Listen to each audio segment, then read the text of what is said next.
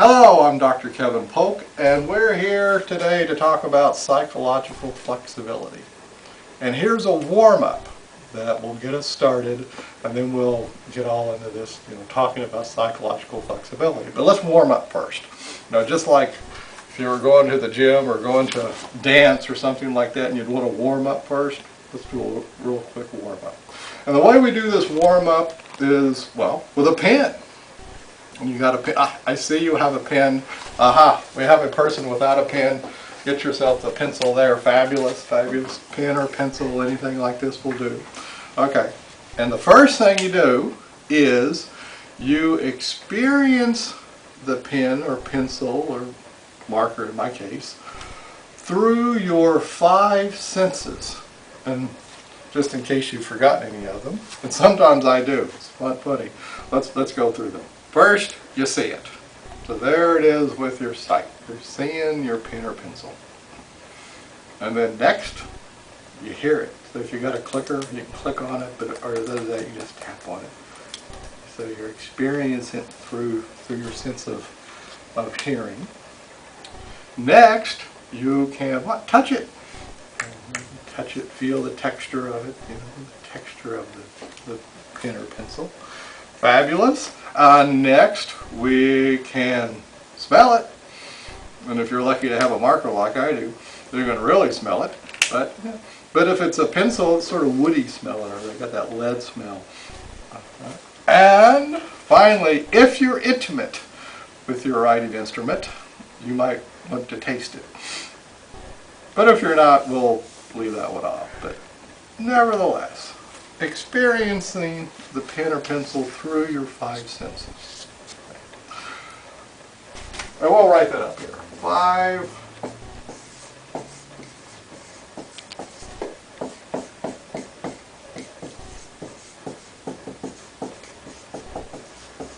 5 senses experiencing. We all do that. Started at birth. Pulling in information through the 5 senses. Now put your writing instrument down. Put it down, please. Thank you. Now what we'll do is experience the pen or the pencil through your mind, in your mental experiencing.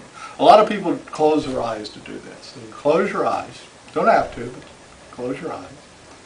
And you see the pen or the pencil, you hear it, tapping or clicking, you feel the texture of it in your mind, you smell it in your mind, and now you can really taste it in your mind.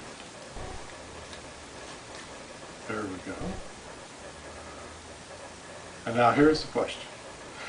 Is there a difference between those two experiences, the 5 senses experiencing and the mental experiencing of the pen or pencil? Is there a difference?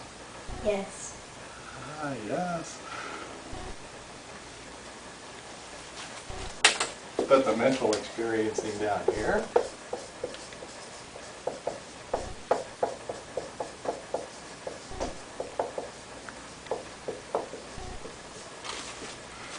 And who noticed the difference between those 2 experiences? Who was noticing the difference?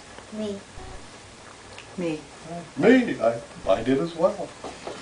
And we always talk about me, or I, when we talk to ourselves, noticing the difference between 5 senses experiencing and mental experiencing. Now, when I'm talking to you, I have to say you, so you notice the difference. But sometimes we'll put the you up there as well, with me or I. So, next, for this warm-up, in your life, have you ever noticed yourself moving towards something that was really important to you? You were doing things to take yourself in a direction that's important, school or work or family or something like that. Right.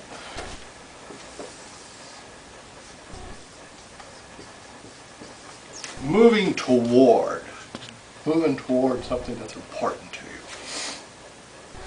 In your life, have you ever noticed yourself moving away from stuff going on the inside of you, like your fears or anger or sadness or something. You were trying to move away from it.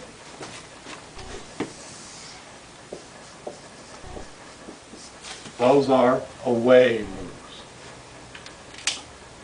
Now, who was it that was noticing the difference between those memories of toward moves and memories of away moves? Who was it that noticed that difference? Me. Me, right there in the middle again. So we have me, I, you, all that. Noticing the difference between five senses experiencing and mental experiencing, and me, I, you, whatever. Noticing the difference between moving towards stuff that's important to us and moving away from things going on the inside of us. Okay. And this thing, all together, just for fun, we call it the matrix. Matrix of thing. And what we'll be doing throughout the rest of this presentation on psychological flexibility is talking more about things that are important to you, and talking more about things, mental experiences, and the things you do to move away from them. All the while we'll be talking about five senses experiencing, and we'll be talking about your mental experiencing. And just to throw in case you're wondering, all the stuff up here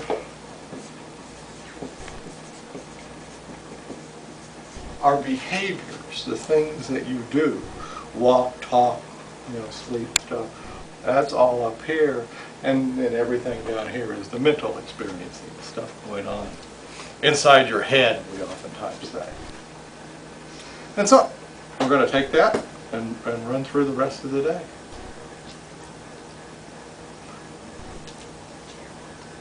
Now, I need to give credit where credit's due. This warm-up routine for the matrix was developed by myself. I'm Dr. Polk, remember, working in conjunction with a couple of fellows, my colleagues. One, a very dear colleague I work with about every day, Dr. Gerald Hambright, and the other one across the Atlantic through intranet and voice connection. I worked with Mark Webster. And I would talk with Mark, and then I would talk with Gerald, and a lot with Gerald, and some with Mark. And we went back and forth, and we developed this. And so it was the three of us together popped this up. Thank you very much, and we'll get started with the rest of the day.